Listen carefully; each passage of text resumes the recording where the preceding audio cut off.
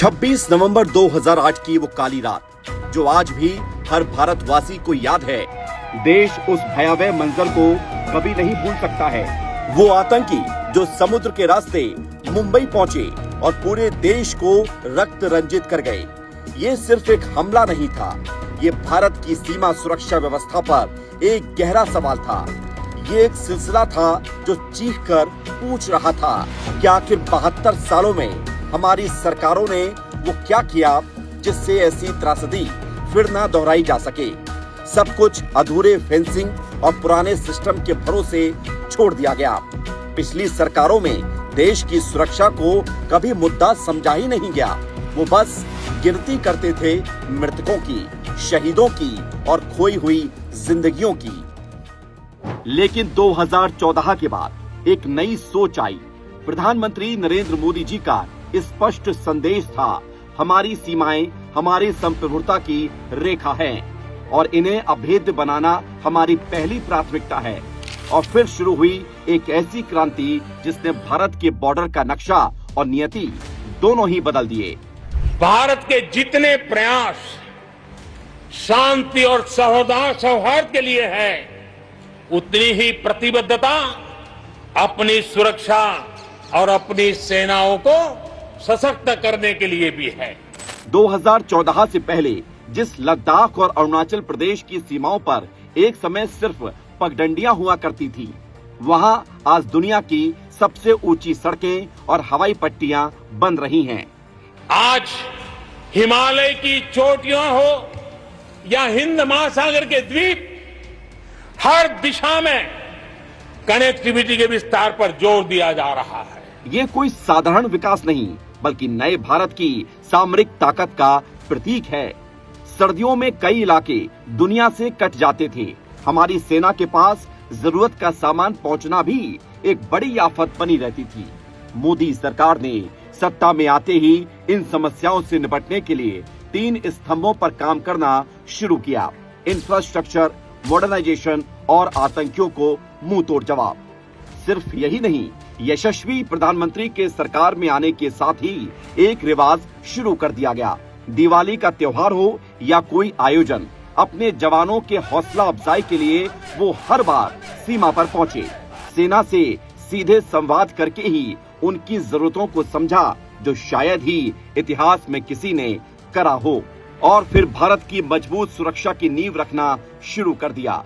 अटल tunnel, Shyok tunnel जैसी modern infrastructure सुरंगों ने सर्दियों में भी बिना किसी परेशानी के सैन्य गतिविधि सुनिश्चित की। वहीं सबसे बड़ा मुद्दा अनुच्छेद 370 और 35A, जो दशकों से परेशानी का सबब बना हुआ था, 5 अगस्त 2019 को सरकार ने समाप्त करके देश विरोधी ताकतों को एक कड़ा संदेश दिया। इसके परिणाम अब जमीन पर साफ दिखाई दे रहे हैं। साल 2018 में जहां आतंकवादी घटनाओं की संख्या 2028 थी, वहां 2024 में अब सिर्फ ये 28 तक सीमित रह गई है। पथराव की घटनाएं तो लगभग मिट चुकी हैं, जो अब कश्मीर में शांति के नए युग का संकेत दे रही है। डिफेंस मॉडर्नाइजेशन और मेक इन इंडिया का मोदी विजन। मोदी सरकार ने दशकों के झोल को खत्म करते हुए भारत को दुनिया की सबसे advanced fighter jet strategic Rafale deal के जरिए मुहैया कराई। Tejas fighter jet, Arjun tank, Akash missile system और स्वदेशी ड्रोन्स जैसे उपकरणों के बड़े ऑर्डर से सेना की ताकत बढ़ी और देश का पैसा देश में ही रहने लगा। हमें गर्व है कि पिछले 1 दशक से हमारी सेनाएं तेजी से आत्मनिर्भरता की ओर कदम बढ़ा रही है।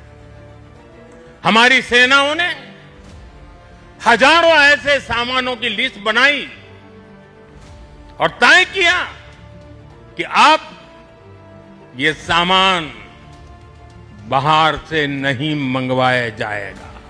CDS, chief of defence staff का पद सृजित कर तीनों सेनाओं के बीच बेहतर तालमेल और संयुक्त ऑपरेशन को बढ़ावा दिया गया। भारत अब रिकॉर्ड डिफेंस प्रोडक्शन भी कर रहा है। भारत की रक्षा उत्पादन क्षमता अब 1,27,000 करोड़ तक पहुंच गई है, जो 2014-15 से 174% ज्यादा है। फर्क साफ दिखता है कि कांग्रेस को सिर्फ अपनी सत्ता की चिंता थी। मोदी सरकार में रक्षा उपकरण का निर्यात पिछले दशक में 30 गुना तक बढ़ गया है। भारत अब 100 प्लस देशों को डिफेंस इक्विपमेंट एक्सपोर्ट कर रहा है। अब सिर्फ भारत में ही नहीं, पूरी दुनिया में मेक इन इंडिया का डंका है। पिछले 11 वर्षों में हमारा डिफेंस प्रोडक्शन 3 गुना से ज्यादा हो गया है।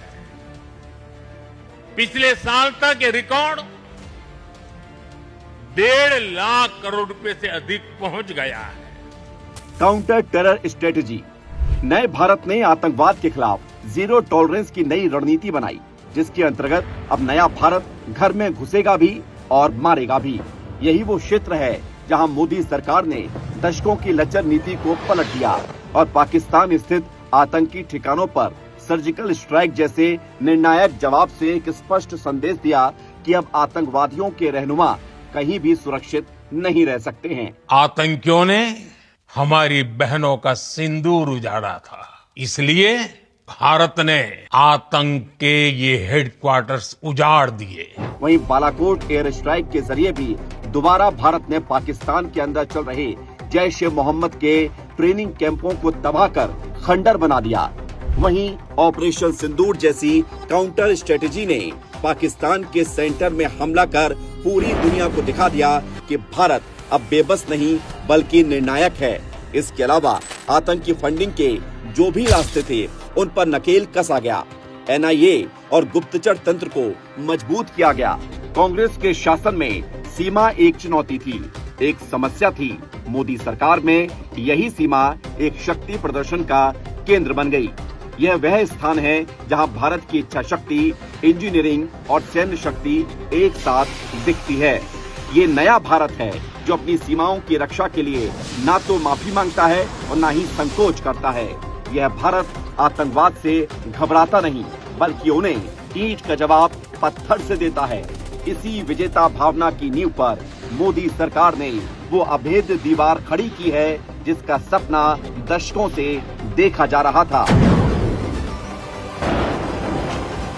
सीमा पर जो बदलाव पिछले 10 साल में हुआ वो कांग्रेस के शासन में कई दशकों में भी नहीं हुआ, क्योंकि जो लोग 72 साल में सीमा पर सड़क नहीं बना पाए, जो हर हमले के बाद चुप रहे, आज वही लोग पूछ रहे हैं सबूत कहाँ हैं? दरअसल उन्हें सबूत नहीं, हिम्मत से डर लगता है। लेकिन नया भारत साफ कह चुका है, अब बॉर्डर पर उपेक्षा नहीं होगी, आतंकियों पर रहम नहीं होगा और देश की सुरक्षा पर कोई समझौता नहीं होगा।